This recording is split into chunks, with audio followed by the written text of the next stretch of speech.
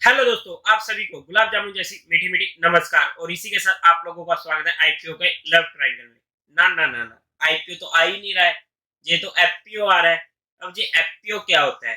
देखो, आईपीओ होता है जब कोई भी कंपनी पहली बार स्टॉक मार्केट में लिस्टेड होती है, तब वो अपना आईपीओ लेके आती है, जिसे हम इनिशियल पब्लिक ऑफर कहते हैं।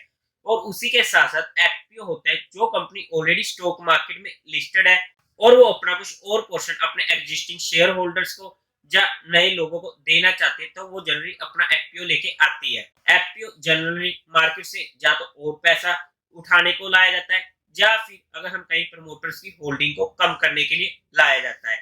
अब लेकिन जहां पर जिस कंपनी का एफपीओ आ रहा है, आप सभी को मालूम ही होगा, अडानी साहब। नाम सभी ने सुना है, और अडानी साहब का तो कहना ही क्या है। अगर हम कंपनी के टेक्निकली बात करते हैं तो अडानी साहब की कंपनी है तो बम्पर ही चल रही है, मल्टी बैगर स्टॉक्स जे बन चुके हैं। लेकिन आज हम डिस्कस करेंगे इस एफपीओ के बारे में, ये कंपनी काम क्या करते हैं। ऑब्वियसली सबको पता है, लेकिन फिर भी हम एक बार डिस्कस करेंगे कंपनी के फाइनेंशियल्स कैसे हैं, कंपनी का ऑब्जेक्टिव क्या है एफपीओ लाने का, और उसका टाइम टेबल क्या रहने वाला है, हमें अप्लाई करना चाहिए या नहीं करना चाहिए, कंपनी की वैल्यूएशंस क्या है, और एट लास्ट में मेरा इसमें पर्सनल डिसीजन क्या रहने वाला है। ए टू जेड हम बिल्कुल डिटेल्ड में इसे डिस्कस करने वाले हैं। तो आप लोगों का स्वागत है इस एफपीओ के रिव्यू में। तो अडानी एंटरप्राइजेस लेके आ रही है अपना एफपीओ। अगर हम कंपनी की बात करते हैं, कंपनी का नाम सभी ने सुना है, 1988 में ये कंपनी इनकॉर्पोरेट हुई थी, और ये अडानी एंटरप्राइजेस अडानी ग्रुप का पार्ट रहने वाली है। और इंडिया का जो टॉप बिजनेस हाउस होने वाला है इंटीग्रेटेड एनर्जी और इंफ्रास्ट्रक्चर प्लेटफॉर्म पे, वो अडानी साहब जी के पास रहने वाला है। और उसी के साथ साथ ये कंपनी मल्टीपल बिजनेस वेंचर्स में काम करती है। अगर हम कंपनी का पुराना ट्रैक रिकॉर्ड खोल के देखते हैं, तो जहां पर कंपनी ने शेयर होल्डर्स को एक बहुत ही ज्यादा मल्टी बैगर्स रिटर्न्स दिए हैं ऑब्वियसली। और अगर हम इनके काम की बात भी करते हैं, तो वेरियस लार्ज स्केल प्रोजेक्ट्स में ये कंपनी काम करती है, जिसका आने वाले टाइम में हमें एक अच्छा इंपैक्ट देखने को मिलने वाला है।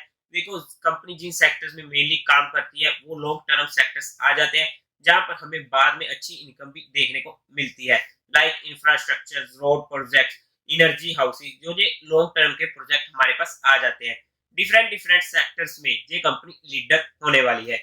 उसी के साथ साथ कंपनी ने अपने इस ग्रुप में से बहुत सारी कंपनियों को अलग किया है। अगर हम उनकी नाम की बात करते हैं, तो अडानी पावर को अलग से लिस्टेड कर दिया गया, अडानी पोर्ट्स हो गया, अडानी ट्रांसमिशन हो गया, अडानी ग्रीन एनर्जी हो गया, अडानी टोटल गैस हो गया, और लेटेस्ट में अडानी विलमार भी। अगर हम अडानी ग्रुप के मेजर बिजनेस की बात करते हैं, तो mining services, edible oil and foods, water, data centre, integrated resource management, agro, solar manufacturing, defence and aerospace, airport, road, metro, rail.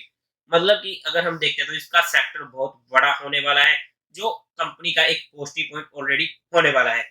इसी के साथ साथ अगर हम कंपनी के फाइनेंशियल्स की बात करते हैं, जहां पर हमें दिक्कत भी देखने को मिलती है और मजा भी काफी ज्यादा आता है। अगर हम टोटल असेट्स की बात करें, तो 31 मार्च 2020 से 30 सितंबर 22 तक ये टोटल असेट्स लगातार रेगुलरली इंक्रीज हुए हैं। 47,000 करोड़ से ये बढ़ के 1.2 लाख करोड़ तक टोटल असेट्स पहुंच चुके हैं। उसी तरीके से अगर हम टोटल रेवेन्यू की बात करें, तो वहां पर भी हमें लगातार इजाफा होते हुए देखने को मिला है। 44,000 करोड़ से बढ़कर 79,000 करोड़ तक ये पहुंच चुके हैं टोटल रेवेन्यू। अगर हम 31 मार्च 2020 से 30 सितंबर 2022 तक बात करते हैं, प्रॉफिट आफ्टर टैक्स में हमें डिक्रीज देखने को जरूर मिला है, लेकिन उसकी वजह भी हमारे सामने बराबर है, क्योंकि इन्होंने बोरिंग जो ली हुई है वो लगातार इनकी ड्रास्टिकली इंक्रीज हो रही है, और उनकी वजह से प्रॉफिट आफ्टर टैक्स में हमें कमी देखने को मिल रही है। 1000 करोड़ से लेकर प्रॉफिट आफ्टर टैक्स 30 सितंबर 2022 तक रह चुका है 900 करोड़ का। अगर हम नेटवर्थ की बात करते हैं, तो वो भी रेगुलरली इंक्रीज हो रही है, 18,200 करोड़ से बढ़कर ये हो चुकी है 36,000 करोड़ तक की। टोटल बोरोइंग जहां पर हमारे पास मेन सिनेरियो इनका आ जाता है, जो कम तो होने नहीं रही, लेकिन कंपनी अडानी ग्रुप, अडानी साहब बार लोन्स लेते जा रहे हैं, और उसकी वजह से जहां पर हमें टोटल बोरोइंग में काफी बड़ा इजाफा देखने को मिला है। 12,000 करोड़ से बढ़कर ये 40,000 करोड़ तक पहुंच चुका है इनका टोटल बोरोइंग, जो हमारे पास एक नेगेटिव पॉइंट आ जाता है, क्योंकि अगर ये अपना डेट कम करने पर भी आने लगी, तो भी कंपनी को अप्रोक्स 15 इयर्स तक लग जाएंगे इसे डेट फ्री बनाते बनाते। लेकिन हमारे पास दिक्कत क्या आ रही है, क्योंकि अगर जहां पर कोई भी इनका बैंकरप्ट होता है डेट के रिलेटेड, तो वहां पर हमारे पास सबसे ज्यादा दिक्कत आएगी अडानी ग्रुप में, और अडानी की वजह से जो ये मेन सेक्टर हमारे पास दिक्कत में आ जाएगा वो आ जाएगा बैंक निफ्टी सेक्टर। हालांकि ऐसा अभी तक का कोई सिनेरियो नहीं है कि ये कंपनी का डेट करप्ट हो सकता है, लेकिन अगर ऐसा होता है तो हमारे पास वहां पर दिक्कत देखने को मिल सकती है। अब अगर हम कंपनी के ऑब्जेक्टिव ऑफ द इशू की बात करते हैं तो सबसे पहले तो कंपनी को फंडिंग कैपिटल एक्सपेंडिचर चाहिए अपनी कुछ सब्सिडरीज के लिए, जहां पर इनको ग्रीन हाइड्रोजन इकोसिस्टम के लिए चाहिए, और उसी के साथ साथ इनको वर्क इंप्रूवमेंट करना अपनी सर्टेन एग्जिस्टिंग एयरपोर्ट फैसिलिटीज में, और उसी के साथ साथ कंस्ट्रक्शंस में जो इनका ग्रीनफील्ड एक्सप्रेस वे में होने वाला है। उसी के साथ साथ इनको रीपेमेंट करनी अपनी कुछ बोरोइंग्स की, हालांकि जहां पर इतनी ज्यादा इनकी बोरोइंग्स कम नहीं होने वाली है रीपेमेंट करने के बाद, और उसी के साथ साथ अपनी 3 सब्सिडीज की भी इनको रीपेमेंट करनी है। अगर हम उनके नाम ले तो Adani airport holding limited, Adani road transport limited, और उसी के साथ साथ मुद्रा सोलर लिमिटेड, और थर्ड रहने वाला है जनरल कोऑपरेट पर्पस। इसी के साथ अगर हम एफपीओ के टाइम टेबल की बात करते हैं तो 27 जनवरी को ये एफपीओ ओपन होने वाला है, क्लोजिंग डेट होगी 31 जनवरी। अलॉटमेंट मिलनी शुरू हो जाएगी 3 फेब से, और रिफंड मिलने शुरू हो जाएंगे 6 फेब से। आपके अकाउंट में शेयर क्रेडिट हो जाएंगे इफ अलॉटेड 7 फेब, और लिस्टिंग टेंटेटिव डेट होने वाली है 8 फेब। अगर हम अडानी के एफपीओ लॉट साइज की बात करते हैं तो रिटेल कैटेगरी में एक लॉट 4 शेयर का रहने वाला है, जिसकी अमाउंट हमें पड़ने वाली 30,104 रुपीज की। और हमारे पास अगर हम एचएनआई कैटेगरी में जाकर बात करते हैं तो वहां पर 16 लॉट्स के लिए हमें अप्लाई करना पड़ेगा, जो मैं स्मॉल एचएनआई में बता रहा हूं, और शेयर्स वहां पर हमारे पास होंगे 64, जिसकी अमाउंट पड़ेगी 2,09,664 रुपीज। अगर हम बिग एचएनआई में बात करते हैं तो 77 लॉट्स रहने वाले हैं, जहां पर हमारे पास क्वांटिटी हो जाएगी शेयर्स की 308, और अमाउंट हो जाएगी 10,09,008 रुपीज। जहां पर काफी लोगों को डाउट आ जाता है कि हम एफपीओ कैसे अप्लाई करेंगे। जिस तरीके से हमारा आईपीओ अप्लाई होता है सेम वही प्रोसीजर होता है एफपीओ अप्लाई करने का। बस इतना समझ लीजिए आईपीओ में आई की जगह जहां पर एफ आ चुका है तो ये बन चुका है एफपीओ। उसी के साथ साथ अगर हम इसकी कुछ और डिटेल्स की बात करते हैं तो 1 रुपीज पर शेयर का फेस वैल्यू रहने वाला है, प्राइस बैंड रहने वाला है 3112 रुपए से 3276 रुपीज का। 4 शेयर का ये लॉट होने वाला है। 20,000 करोड़ का ये इश्यू साइज रहने वाला है, जो पूरा का पूरा होने वाला है फ्रेश इश्यू। 64 का जहां पर रिटेलर्स को डिस्काउंट मिलने वाला है, मतलब कि अगर हम एज ए रिटेलर इस लॉट को अप्लाई करते हैं जहां पर हमारे पास 4 शेयर्स का एक लॉट हो जाता है, तो वहां पर हमारे पास जो इसका कट ऑफ प्राइस निकल के आएगा एक शेयर के लिए वो 3276 माइनस 64 रुपीज का निकल के आएगा, मतलब कि 3212 रुपए का। और उसी के साथ साथ बीएससी एनएससी दोनों पे लिस्टेड होने वाला है। कोटा की बात करते हैं तो क्वालिफाइड का 50%, एचएनआई का 15%, और उसी के साथ साथ रिटेल कैटेगरी का 35%। कंपनी के प्रमोटर सभी को पता ही है, गौतम अडानी साहब और उसी के साथ साथ राजेश अडानी साहब इस कंपनी के प्रमोटर रहने वाले हैं। इसी के साथ साथ ये तो हमने कंपनी के बारे में बेसिक डिटेल्स देख लिया।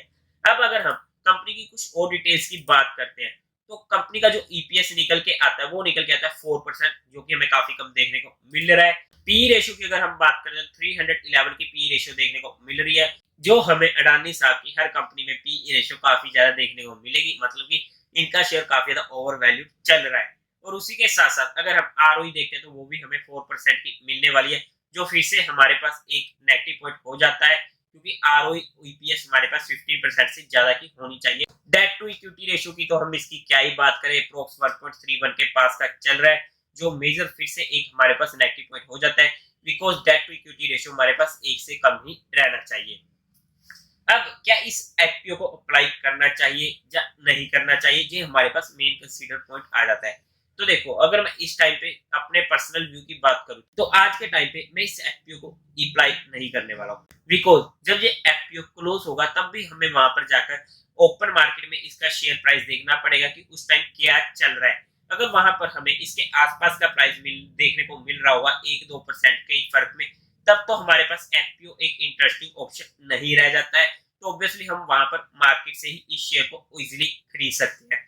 और उसके बाद हमारे पास एक और पॉइंट आ जाता है कि ऑलरेडी अगर हमारे पास अडानी शेयर के ऑलरेडी काफी ज्यादा एलोकेशन हमारे पोर्टफोलियो में हुई हुई है, तो मैं बिना फालतू में अपना और एलोकेशन अपने पोर्टफोलियो में नहीं करना चाहूंगा। और थर्ड पॉइंट हमारे पास जो मेजर आ जाता है वो आ जाता है कि मार्केट का जो मूड माहौल चल रहा है और उसी के साथ साथ बजट, तो उस चीज पर भी डिपेंडेंट रहने वाला है। बट जो भी मेरा इसमें फाइनल डिसीजन होगा वो मैं आप लोगों को बता दूंगा हमारे डेली के शो पर, और उसी के साथ साथ मैं आप लोगों को टेलीग्राम चैनल पर भी अपडेट कर दूंगा। टेलीग्राम चैनल का लिंक आपको डिस्क्रिप्शन में मिल जाएगा, या फिर आप direct market love fair search करके ज्वाइन कर सकते हो।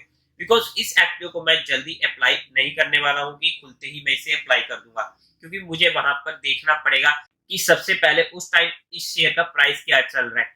अगर वहां पर हमें 4 से 6% का फर्क देखने को मिल जाता है, तब वहां पर हमारे पास एक छोटा सा इंटरेस्टिंग पॉइंट इस एफपीओ में हो जाता है अप्लाई करने के लिए। लेकिन वो बात की बात है, तब देखेंगे जब ये एफपीओ ओपन होता है। अभी इस एफपीओ को ओपन होने में टाइम है, लेकिन वीडियो आप लोगों को पहले ही, जैसा कि मैंने कहा था, इस वीकेंड पे मिल जाएगी। उस कमिटमेंट को पूरा करने के लिए इस वीकेंड पर ये आपको वीडियो मिल रही है। और उसी के साथ साथ ना इस एफपीओ में थोड़ी सी एक हमें सिनेरियो देखने को मिल रहा है पार्शली पेड पेमेंट का, कि आधी पेमेंट पहले करो, बाकी की आधी पेमेंट कभी बाद में कर दो। तो देखो, अगर हम रिटेलर है या एचएनआई में हम छोटी मोटी एप्लीकेशन लगा रहे हैं, तब तो हमें इस सिनेरियो में फंसना ही नहीं चाहिए, क्योंकि वो काफी ज्यादा कॉम्प्लिकेटेड हो जाता है। फिर हमें जो पेमेंट करनी होती है वो इनके रजिस्ट्रार की साइट पर जाकर करनी पड़ती है।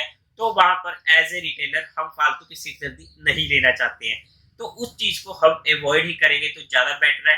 वो पार्शली पेड पेमेंट की अगर हम बात करते हैं, वो बिग मनी के लिए काफी ज्यादा यूजफुल रहने वाली है, क्योंकि उनको वहां पर एप्लीकेशन काफी बड़ी लगानी होती है, करोड़ों के ऊपर की। तो वो उनके लिए एक फायदे वाली बात है।